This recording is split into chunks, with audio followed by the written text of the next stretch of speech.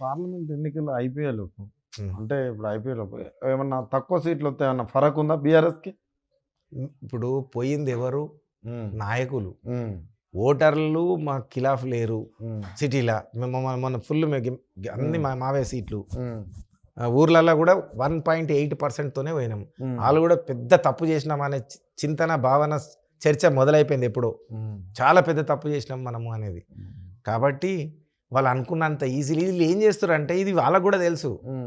ఇది ఉత్తిగా ఈ అటు నుంచి డైవర్ట్ చేసి కరెంటుది మర్చిపోవాలి, ఎండిపోయింది మర్చిపోవాలని స్కాము, ట్యాపింగు, ఏంది కాళేశ్వరంలా 1,00,000 కోట్లు ఇక దీని మీద ఫోకస్ చేసిరు. ఇక అంటే ఇటు తిప్పుడు అన్నట్టు ప్రజల్ని. ఫైనల్గా నందమూరి ఫ్యామిలీ కూడా ఎంటర్ అయింది తెలంగాణ కాంగ్రెస్ అవుతుంది కదా. మరి మన ఏజెంట్ బుడ్రఖాన్ వచ్చింది కదా, వాళ్ళని ఎంటర్ చేయడానికి తోసాబ్ చేస్తుండు.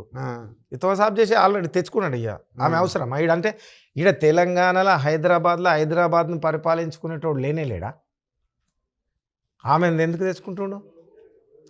అక్కడికి వెళ్ళి ఆజ్ఞ ఏం చేయబోతున్నారు నెక్స్ట్? తెలంగాణలో ఎట్లా అధికారంలో? తెలంగాణ రాష్ట్రం ఉంటుంది, పాలన మొత్తం ఆంధ్రలోది ఉంటుంది.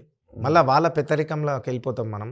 మళ్ళీ మనది ఏం సాగది, మళ్ళీ దోపిడీ స్టార్ట్ అవుతుంది, మళ్ళీ మనం బానిసత్వంలోకి వెళ్ళిపోతాము.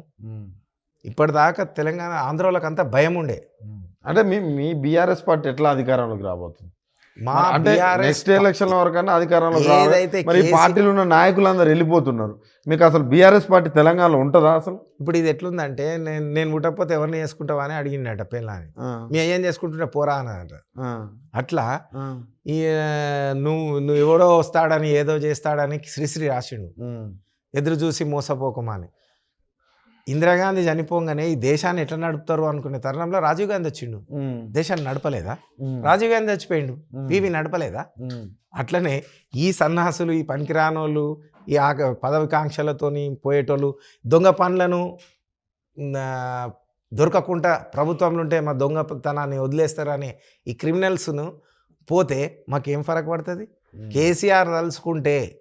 కేసీఆర్ తలుచుకుంటే 100 మందిని ముట్టిస్తాడు, 100 మందిని తయారు చేస్తాడు, ఫీడింగ్ ఇస్తాడు, స్ట్రాంగ్. వాళ్ళని ఎదుర్కోండి ఎవ్వని వాళ్ళ కాదు.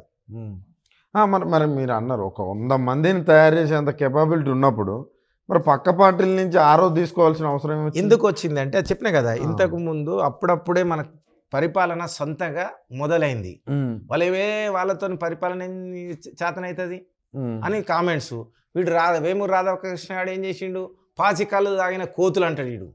ఈడ హైదరాబాద్లో కొంచెం రిసీవ్ కాలే, ఆంధ్ర బెల్ట్ ఉంటుంది కాబట్టి కొన్ని సీట్లు మాకు రాలే. 2 వచ్చినాయి. మా పద్మరావు అన్న, మన నాయన నరసింహారెడ్డి, 2-3 సీట్లే వచ్చినాయి. ఈడ బలహీనంగా ఉన్నాము, ఈడ బలపడదాము. అది కాక వీళ్ళు అనుభవజ్ఞులు ఉన్నారు. వీళ్ళ అనుభవాన్ని వాడుకొని ఫస్ట్ నిలదొక్కుకోవాలి కదా. మనం నిలబడడం కోసం మనం ఏమంటాం కదా, పిల్లర్ వేసేదాకా ఏ గుడిసెనో ఏదో తడకనో కట్టుకుంటూ ఈ తడకల్ని తెచ్చుకున్నాడు, నెత్తి మీద పెట్టుకుండు. ఈ తడకలే కదా అవి. ఇప్పుడు తడకలు ఊసిపోయినాయి, మళ్ళీ ఎట్లా ఫిల్ చేయాలి? పిల్లర్ రెడీ అయినాయి కదా, స్లాబ్ వేసుకుంటాం ఈసారి. ఇక తడకల్ని నమ్ముకోము, ఇక స్లాబ్ వేస్తాడు. అంతేనా?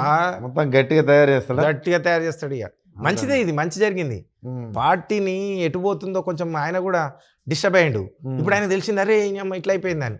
ఇప్పుడు చేస్తాడు చూడు. ఇక అంత గట్టిగా ఉండబోతుందా? కేసీఆర్ ఇప్పుడు తెలివితేటలల్లా, ఎత్తులల్లా కేసీఆర్ని మించిన వాళ్ళు ఉండరు.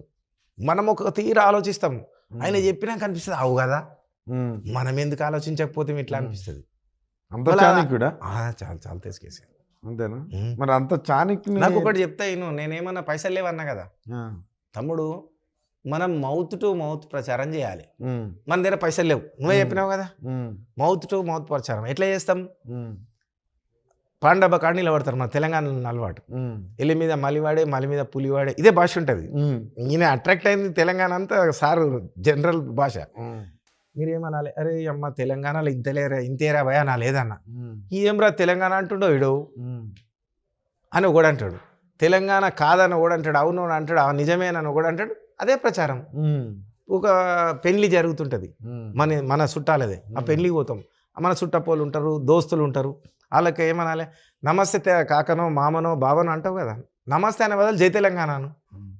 అప్పుడు నేను ఫోన్ చేసినప్పుడు ఫస్ట్ జై తెలంగాణ అన్న తర్వాత ఇది 2001 మేలో చెప్పిండు ఈ మాట ఏమని, ఫోన్ చేస్తాం, అదే ఎట్లా ప్రచారం అనేది మౌత్ టు మౌత్ ప్రచారం ఒకటి, ఫోన్ చేస్తాం, హలో అంటాం.